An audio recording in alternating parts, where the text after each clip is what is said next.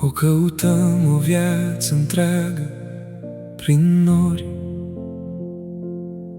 o rătăcim și o găsim uneori.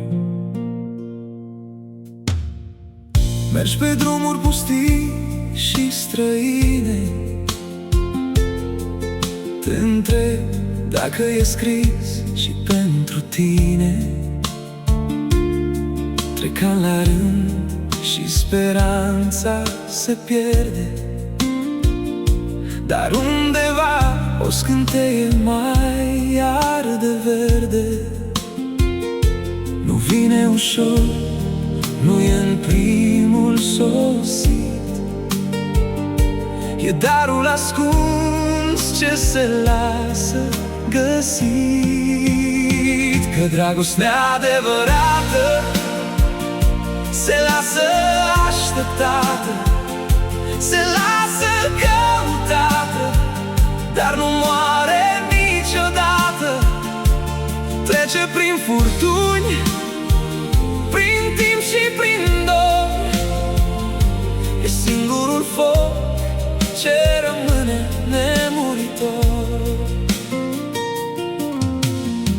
Când o găsești nu mai ai nicio teamă, inima știe și pe nume o cheamă. Nu e doar un vis ce se stinge în zori, e liniștea caldă de mii și mii de ori.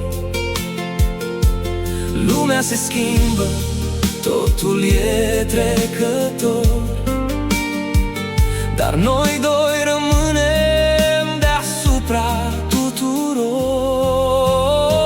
Că dragostea adevărată se lasă așteptată, se lasă căutată, dar nu moare niciodată. Trece prin furtuni, prin timp și prin dor, e singurul foc ce rămâne nemuritor. Pot să cadă stele, pot să piară mări, noi ne vom găsi în aceleași priviri. E legătura ce nu se poate rupe, sufletul care în sfârșit se cunoaște. Că dragostea adevărată se lasă așteptată, se lasă căutată, dar nu moare niciodată. Trece prin furtuni, prin timp și prin dor, e singurul foc ce rămâne nemuritor. Iubirea ce se naște greu învinge timpul, e dincolo de viață, e dincolo de cer.